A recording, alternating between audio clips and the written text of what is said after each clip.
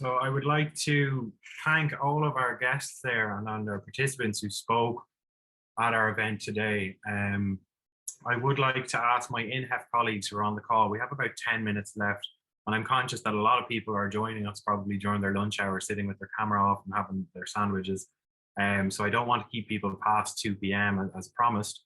But if my INHEF colleagues want to jump on, turn on their mics, turn on their cameras, and if anyone else would like to turn on their camera and ask a question or pop a question into the chat box, I haven't been able to see the chat box while I'm sharing my screen to see if there's any questions, but we might take a couple of questions and hopefully have answers for you here today.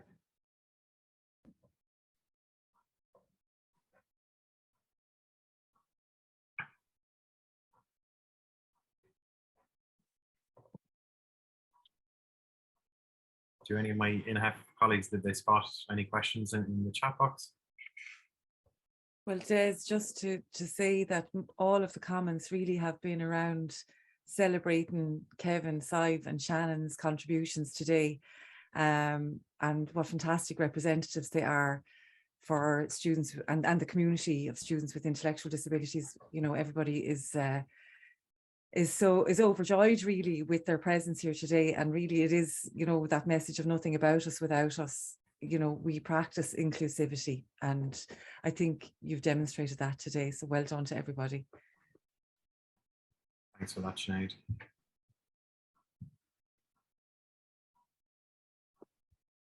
Joanna, you have your hand up there, I think.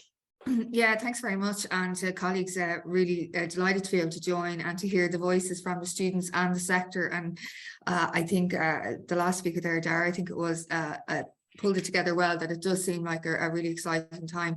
Can I ask colleagues who, I'm a librarian, so we've some visibility on some of this and see ourselves as part of the contribution and all of this, but can I get a feel for colleagues, given where we are now with the strategy and the sector kind of really seem to be on the same page and money following it, where are we in the international context in terms of the provision that the National Access Plan and Path 4 are providing for us? You know, are we doing well, or are we still got a really long road there, just in that international context? I might actually ask Michael Shevlin, who's on the call, if he wants to take that one. I think that's a very interesting question, Joanna. I would think we're leading the way, certainly within Europe, within a European context. We're involved in a couple of Erasmus programs, my colleagues in UCC and also Sinead, who's in Waterford. We're involved in an Erasmus Plus project to develop programs across Europe. There are a couple of initiatives in Spain. It's still quite sporadic. It's not really fully developed. There's some other initiatives in Germany and in Austria, Iceland, some in Italy, and I probably left out somewhere when I'm thinking of this. So I think we're doing very well. In the US, it's a very different system. There is actually federally funded programs there, and there's a very fine organization called Think College based in Boston, and they coordinate all the different programs there. But they look very different to the ones we have. Many more of them are residential, and they have a different type of structure and approach. But this, as was mentioned earlier, this is the first time that there has been full state backing for programs for young people with intellectual disabilities in higher education.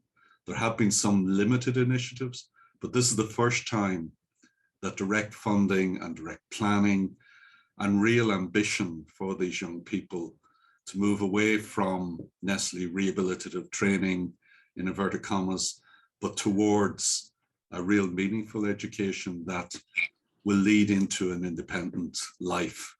And again, working with the business communities, working with further education and providing very enabling transition pathways. And I think this is a very, very hopeful day. I think it's a sign of a real appetite to make meaningful change. And could that be illustrated any better by our young people who spoke? Thanks very much, Michael. Yeah, that phrase, I think the gift of ambition really resonates. I'm going to take that one with me as well. Thank you very much, and congratulations to everybody involved. Thanks, John. I see Hugo McNeil, you have your hand up. Do you want to ask a question? Yeah, that's great. Des, can you hear me? Yeah. Yeah, great. And thanks everyone for the presentations, and especially to the three young people who are so fantastic examples of what's possible. I just want to say, I think it's fantastic. We've been sort of working with Trinity in terms of placing people in employment. And the message I want to say is that properly presented, you know, there is terrific ambition.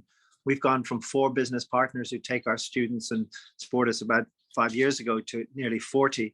And we've developed a model that we'd be very happy to share with our colleagues in universities around the island, because we think there's phenomenal potential. We've seen this work.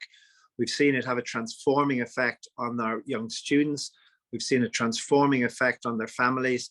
And we've seen a fantastic feedback from companies who've taken on, and they've said they've made such a difference in the workplace.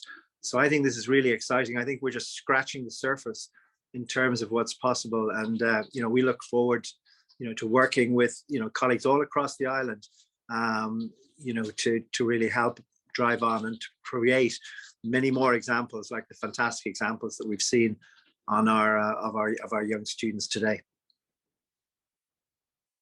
Thank you, Hugo, for that very generous offer to the sector as well.